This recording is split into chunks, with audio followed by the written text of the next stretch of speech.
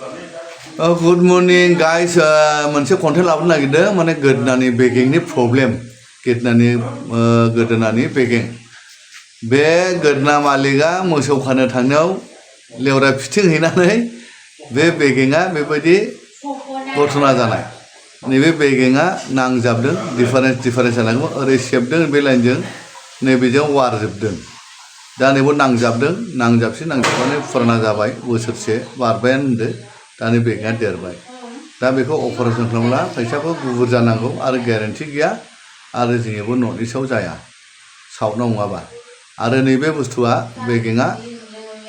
देरनायखाय बेखौ आं जामहोगासिनो दङ आरोबाव मोदोम जाजोब्बाय ब्लक जाबाय रोदाफ्रा बोथोङो दा बिसोरो गेंफोरनायनि लामायाव फैगासिनो दङ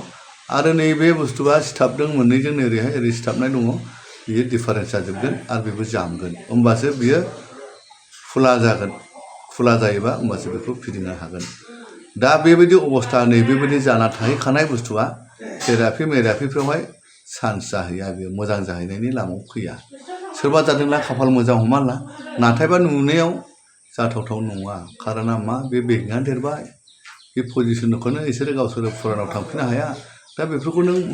मावग्रोथारनांगौ जायो सिथाबनायखौ नों गाहोनांगौ जायो बै बेगें देरनायखौ नोङो फोलिनांगौ जायो ओमफ्रायसो नोङो थेरापि खालामो ना मा खालामो ना जिखिया खालामा नों हायो बेबायदि आरो दायो बेक्तिया जादों जाहैबाय नैबेनो नैबे गोदोनाया बे गोजौ जाबाय नैबे बेवहाय ओरै सिथाबजोबदों इयो ओरैहाय पिक्साराव होनाय बायदि ओरै सिथाबजोबदों आरो ओमफ्राय गोदोनाया ओरै नांदावलाङो होनो नामा ओरै हारसिं ओरै बोखेलाङो आरो ओरैहाय औ दा बे ओरै बोथोंलाङो मा होनला गावनि अन पजिसनाव गैला नालाय बे गावनि अन पजिसनाव गैयि हिसाबैनो बियो बोथोंनाय जायो आरो गावनि जायगाखौ आगारनानै बेलेग जाबाय नालाय बेगेंआ बे हिसाबैनो बोथोंनाय जायो आरो उनावहाय बेल' नङा आरो गुबुन जालांबावगोन आरो आखाइ ओरै थांगोन सिनस्रि थांगोन उनावहाय बे बोथोंजोबा बारा जायोबा गोदोना ओरै नायदावनानैनो टाइट जागोन आरो बेफोरबायदि जायो दा बेफोरो ओंखायनो बेखौहाय दा जेरावबो जायाखै थेरापियाव थांबाय आरो डक्टरनाव जाथावथाव नङा थाङैया मोजांखा बे सिदाखा आरो बिनि आगोलसिम आंनाव अनेकजन मानसिफ्रा फैबाय माने माखासे बेगेंनि ब्लक जानाय रोदा ब्लक जानायफोरखौहाय हाख'नानै रोदाया आरो दावथर जाफिननानै आरो साबसिन गोरासिन अरथेसिनबावो अपारेसन खालामखांनाया आङो दासो क'क्राझार सेरफांगुरिनिफ्राय फन हरदों सासे बिदिनो बोरैबा गोलैनानै बेनिबो गोदोनाया एसे बायगोमानै बे रोदाखौ खिथेबना लाजानायमोन गावनि खोथानाय मथेला आं दाबो रिपर्ट नायनो बिहराखै सम गैयिखाय ओमफ्राय दा बेखौ अपारेसन खालामनानै दासिमबो मोजां थाबायनो हाया बेयो फुल बे खिथेबजेननायनिफ्राय लानानै जोबथानायसिमाव बे रोदाफोरखौ दुखांहोजोबनो रोङाखै अनलि जेराव खिथेबदों बेयावल' साक्सेस खालामदों ओमफ्राय दावथर जाफिनदों आरो जाफिनदों नै बिदिल' आरो दा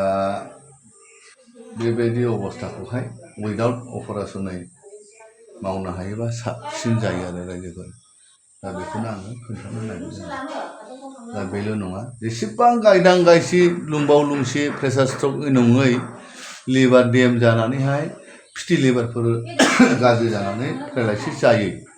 जायफ्रा माने सिनस्रि बेगें दोरोदनानै मिजौलांनाय मोदोम जानाय सानायजों पेरालाइसिस जानायबा बेयो आंनावहाय जायैनि खोथा गैया नाथाय आंनावहाय समा आंनो नांगौ बायदि समखौ आङो होनांगौ जायो आं हायो बेखौ जेबो आंनि आन्दायथावथाव बेमार नङा बेयो माने सानसे साननैजों हाथावथाव सप्तासेजों 10 दिनजों गाथावथाव बे बेमार नङा आरो दा बेखायनो आं बेखौ रायजो राजानिसिम खोन्थानो फोरमायनो साननाया बेनो आरो दा नैबे बाजैनो गैयालाबो 4 मासनि बेफार दाबो 1 मास जायाखै दा 15 दिन जाबायना 16 दिन औ दिनैजों 16 दिन जाबाय 4 मास नांगौ बाराबो नाङा हागौ एसे खमावबो जाग्रोनोबो हागौ बे बुरुगाजोबगोन आरो बिस्कुटखौ दैयाव सोमा जाला रुगायो रुयो थिग बेबायदि आंखौ बाहायगासिनो दङ दा बे रुइलांबा जामलांबा होमब्लासो बे अपेन बेखौ फिदिंनानैहाय ओरै ग्रोब ग्रोब गावनि जायगायाव थाफिनगोन आरो दा बेखौहाय बेफोरबायदि बानायग्रोआलासिनो नाथुम नुथुम फिदिंनो हाया बेखौ आरो जाखाथावथावबो नङा बेगेङानो देरनानै दङ बोसोरसे जाबाय नङा मा ओरै बोसोरसेनि बारा जाबाय बोसोरसेनि बारा जाबाय गोदानावबा थेरापियाव जायोमोन थांरोङाखै नालाय बे हिसाबै आरो फुरा जालांबा थेरापियाव सोलिया बेबायदि आरो ओमफ्राय डाक्टारनाव बेखौ हाखौ बानायोबा आरो डाक्टर जाफिनबा आरो रोदाखौ होथेबावगोन मेनखौ उनावनो आथिं आखाइ बांसिनसो जाहैगोन आरो डाक्टर जायोबा आंनाव फैयोबा बे डाक्टरा नाग्लिनानै गेलेनो बावसिन लाबावलाय ओमफ्राय फिथरफोर जायो नालाय बेखायनो बावसिन सम लायो बिदिनो आरो दंबावो गायदांगासि जि बुरजा दङ नै जि मोजां मोजां सिख्लाफोर दंफैयो नै बे आब'नि बे आब' बियो आंनि बिब'आनो माने आंनि लोगोनि बिब' नालाय बिब' दा बेसोरा बेबो बिराद खस्थ' बैसोआनो जायाखै दाबो 20-25 बैसागु मोनजाबावनांगौ हनै एकदम बैसो दङनो गायदांगासिनो आसिसनाव थांबाय बियो डक्टरफोरनाव नायजाबाय बियो अजाफोरनि नाजाबाय बियो दा आब' जोबखाबाय दा जोब्बाय डाक्टारफ्राबो हायासैना डाक्टारफ्राबो हाखांसै दा हाया आं बेखायनो सारेन्डार जानायखौलाय लिंहरो बे दंबावोखौ आं लिंहरखाया आब' माने बेबो सिबाय बेबो एखे बाजैया नै बेनिबो एखे आथिं सानाय जादों आथिं डाक्टारजों जायाखिसै दा खोन्थाहर रायजो राजा गायदां गायदिंफोर दंबावोनो औ दे होमबालाय दे आथिंफ्राबो नै साजोबनाय सेस